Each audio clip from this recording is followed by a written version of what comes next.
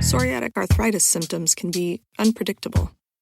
I had joint pain, and I couldn't move like I used to. I needed relief. I got Cosentyx. It helped me move better. Cosentyx secukinumab is prescribed for people 2 years of age and older with active psoriatic arthritis.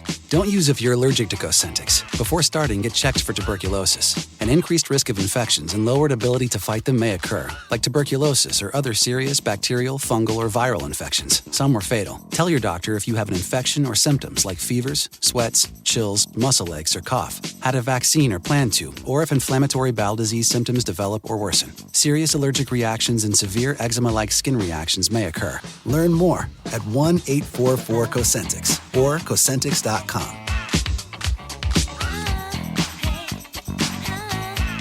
Ask your rheumatologist about Cosentyx.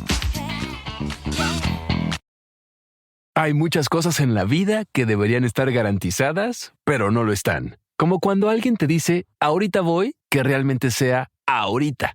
AT&T presenta la garantía AT&T. Conectividad con la que puedes contar, las ofertas que quieres y el servicio que mereces. O harán lo correcto. Visita att.com/garantía para conocer más. AT&T. Conectar lo cambia todo. Aplica en términos y condiciones. Visita att.com/garantía para más detalles.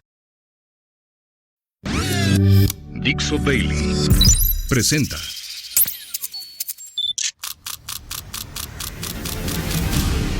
La Vuelta al Mundo en unos minutos. It's a clash between barbarism and civilization. A dangerous world of chaos, death, and destruction. La internacional fascista. Yes, she can. Con Nacho Montes de Oca.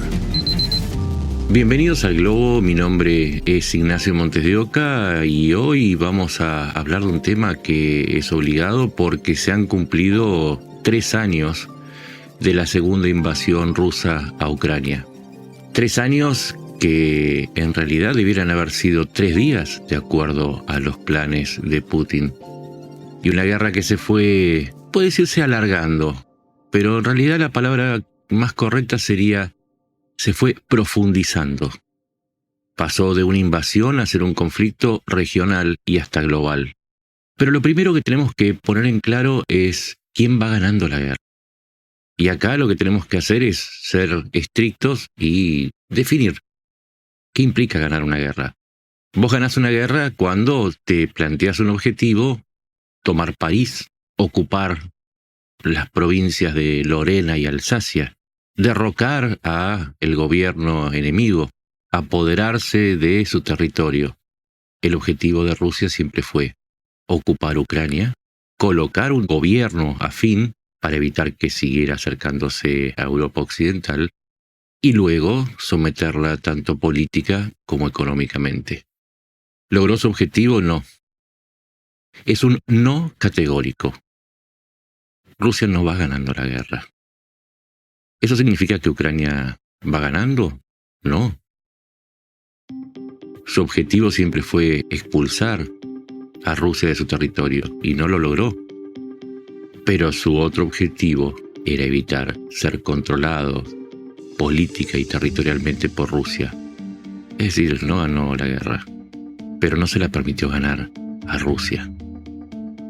Y ese es el estado real de las cosas. Y hay que ver también qué sucedió en estos 3 años. No sé si ustedes recuerdan aquellos días previos al 24 de febrero del 2022, cuando Rusia reorganizó unas maniobras en la frontera con Ucrania y decía, no, de ningún modo. Nosotros no vamos a invadir Ucrania otra vez. Ya la habían invadido en el 2014, habían tomado la península de Crimea, la habían ocupado y una parte del Donbass. Los Oblast es el nombre de las provincias ucranianas, los Oblast de Luhansk y Donetsk. Y pese a su palabra de que vale mucho, ¿no?, a esta altura, de que no iban a invadir, invadió. Y después sucedió lo que todos saben. Estuvieron en las puertas de Kiev, la capital ucraniana. Estuvieron a punto de tomar el aeropuerto de Hostomel, el aeropuerto más grande de las afueras de Kiev. Si caía Hostomel, llegaban los aviones preparados en Bielorrusia, con una división completa, especialistas de Spetsnaz y de paracaidistas, lo mejor que tenía Rusia en ese momento. para caer sobre Kiev. Y mientras tanto 1.500 chechenos entraron a la zona de Kiev para buscar a Zelensky, a quien se le ofreció irse. Le dijeron: te ponemos un avión, escapá de los rusos. Y dijo: no, yo no me escapo. En las horas siguientes, Hostomel se convirtió en un campo de batalla y duró varios días, pero finalmente los ucranianos repelieron aquel ataque. Y ese día se salvó Kiev.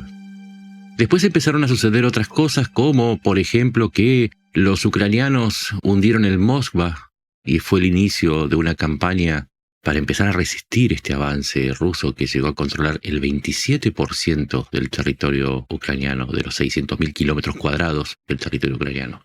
El hundimiento del Moskva fue la demostración que, además de resistir, tenían voluntad de seguir atacando, o sea, contraatacar.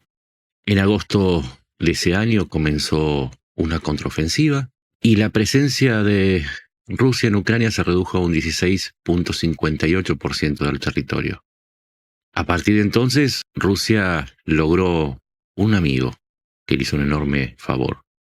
Todo el año 23 fue de pelea. Ucrania recuperó Kherson, liberó de la presión a Kharkiv, lograba resistir en Bakhmut. Rusia empezó a volcar cada vez mayor cantidad de gente. Imagínense ustedes siempre los números, ¿no? Empezó la guerra con un ejército de 900.000 hombres. Para el año 23 ya tenía 1,5 millones. Y ese número se sumaba también al de los mercenarios de Wagner. No sé si ustedes recuerdan, los mercenarios de Wagner, de Anatoly Prigozhin, el que intentó una rebelión contra Putin. Y en abril del 2023 hubo otra rebelión, la rebelión de Trump contra Ucrania. Trump ordenó que el paquete de $61.000 millones de asistencia para Ucrania fuera trabado en el Congreso. En octubre lo lograron. En octubre lograron frenar la ayuda a Ucrania, que recién se liberó en abril del 2024. Y en ese tiempo, Rusia aprovechó la falta de recursos norteamericanos, llegaban los europeos, pero no los norteamericanos, y aumentó su presencia al 18%. No sé si ustedes están notando que pasamos de un 16 a un 18. No hablamos de un 20 a un 30, de un 30 a un 50. Hablamos de muy poco territorio en relación a todo lo que estaba en juego. Y Ucrania siguió resistiendo. Intentó una contraofensiva, no le salió bien. Intentó una segunda e invadió Rusia. Esto fue en agosto del año pasado, pero luego ganó Trump. Y ahora llegamos a un punto en el que el frente está prácticamente paralizado. O mejor dicho, en algunos lugares avanza Rusia, en otros recupera Ucrania. Rusia recupera parte del territorio de Kursk, después se lo vuelve a tomar Ucrania. Estamos en tablas. El pequeño país, el más pobre, junto con Albania de Europa, va resistiendo 3 años con la ayuda que consigue. 60% de ayuda de Europa y sus aliados, 40% de ayuda de Estados Unidos, que llegó a cuentagotas. Y vamos a ver las consecuencias de estos 3 años, para que se entienda el martirio y cuál es el costo que está teniendo para ese pequeño país llamado Ucrania, el enfrentar ese país, el más grande del mundo, llamado Rusia, la segunda potencia mundial, ese Goliat frente al David ucraniano. Por ahora, oficialmente, hay al menos 86.000 muertos civiles. 86.000 muertos civiles. Se estima que una cantidad similar de soldados ucranianos murieron en el frente. Y estas no son las cifras más altas.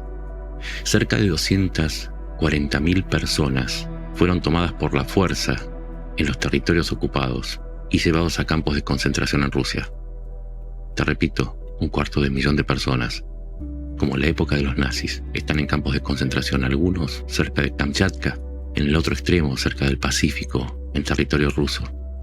Difícil escapar de ahí, ¿no? Eso no es lo peor. Hay 20.000 niños ucranianos tomados de los orfanatos o de los padres que habían sido asesinados o quitados a sus padres y entregados a familias rusas para ser convertidos a la fuerza en ciudadanos rusos. 20.000. Vemos el horror de Gaza, pero acá estamos hablando de 20.000. La destrucción en Ucrania está valuada en $680.000 millones. 4 veces el PBI de Ucrania, que se redujo en un 36% en el primer año. Cerca de 2.600 hospitales y escuelas fueron destruidos por alguno de los 16.000 misiles y drones lanzados contra Ucrania. El 70% de esos misiles y drones tuvieron como objetivo zonas civiles. Y como resultado de la guerra, hay 6 millones de desplazados internos, o sea, personas que perdieron su hogar y tuvieron que mudarse a otro lugar de Ucrania. Y hay otros 6 millones que tuvieron que escapar de Ucrania. Estas son las cifras de la guerra. Y vos dirás, ¿y Rusia qué? Y Rusia también perdió. Hoy Rusia destina el 40% de su presupuesto a la guerra. No te puedo explicar lo que va a suceder cuando se termine y tenga que volver a ser una economía normal. Perdió 6 puntos de crecimiento de su PBI. La inflación pasó al 10%. Perdió 300.000 millones de reservas incautados y otros 250.000 millones en divisas gastadas en la guerra. Pasó de venderle 120.000 millones de gas a Europa a venderle 45.000 a China e India. Podría abrumarte con las cifras de lo que es Rusia, la debacle rusa, pero te voy a tirar 2 datos más. Empezó la guerra con 2.600 tanques. En la invasión de febrero del 22 desplegó 1.600. Al día de hoy lleva perdidos por lo menos 3.400 tanques. Es decir, el doble de los que usó para la invasión. En total perdió 11.000 vehículos de todo tipo, perdió el 25% de su flota del Mar Negro. Y para que te des una idea, reemplazar un tanque cuesta $8 millones. Multiplica eso por 3.300. Putin hipotecó a Rusia para lograr menos del 19% del territorio que pretendía conquistar. Esos son los 3 años. Esos son los precios que pagó. Claramente, Ucrania está pagando el más alto, pero aún así sigue resistiendo. Y vamos a cerrar entonces con lo último, que son las novedades. Trump llegó justo a tiempo para salvar a Putin de un final predecible. La guerra de desgaste ya le estaba dejando raspando la olla, como le dicen, ¿no? Los blindados fueron reemplazados por patinetas, los profesionales por reclutas mal entrenados o por extranjeros norcoreanos. Se estima que perdió 2.6 millones de personas entre muertos, heridos, exiliados y personas que salieron del circuito económico para dedicarse a la industria de la guerra. Todo esto, todo este final que veíamos todos, que no era un final de la guerra, era el final de los combates, porque hay un momento en que ya no se puede seguir. Fue interrumpido por Trump, que ahora quiere imponer un plan de paz y que le quiere cobrar a Ucrania por las armas ya enviadas sin prometerle el envío de nuevas. Y una Europa que se está uniendo para decir: nosotros vamos a seguir apoyando a Ucrania, porque en última instancia lo que le sucede a Ucrania nos va a pasar a nosotros cuando Putin se recupere de cualquier tregua. Y la guerra no se terminó. Esto es una tregua, lo que está negociando Trump. Porque ahora sí, la guerra no se va a terminar tan fácil. Ucrania quiere recuperar sus territorios, no los del 2022, los del 2014, incluyendo Crimea. Ucrania quiere una reparación por esos más de $600.000 millones en daños. Pero por sobre todo quiere un nuevo Nuremberg, en donde se juzgue y se sentencie a todos aquellos que tomaron la decisión de invadir, de matar, de herir, de secuestrar, incluyendo a niños, desde el año 2022. Desde aquel 24 de febrero de 2022. Esto es lo que queda de los 3 años. La guerra va a seguir por más que haya treguas. Ucrania dijo aquel 24 de febrero que no se rendía. ¿Por qué habría de hacerlo si no le queda otra? Si es su supervivencia, y son sus muertos, y son sus niños, a los que todavía tiene que recuperar, y es la justicia que sigue reclamando. Mi nombre es Ignacio Montes de Oca, y en estos 3 años que vengo siguiendo la guerra tengo claro que no se trata de relatar un conflicto, se trata de tomar posición. Porque si uno no toma posición frente a los campos de concentración, a los secuestrados, a los muertos, entonces no está siendo una crónica de la realidad, está siendo un mero relator contable, totalmente desafectivizado. Si querés más cifras me puedes encontrar en X, en @NachoMDEO o en Blue Sky como Nacho Montes de Oca. Y esto es El Globo, un sitio en donde nos elevamos para ver la realidad desde un punto de vista en el que nos sentimos pequeñamente humanos, para ver toda la extensión de la devastación humana cada vez que los tiranos entran en juego. Nos encontramos en la próxima. Gracias.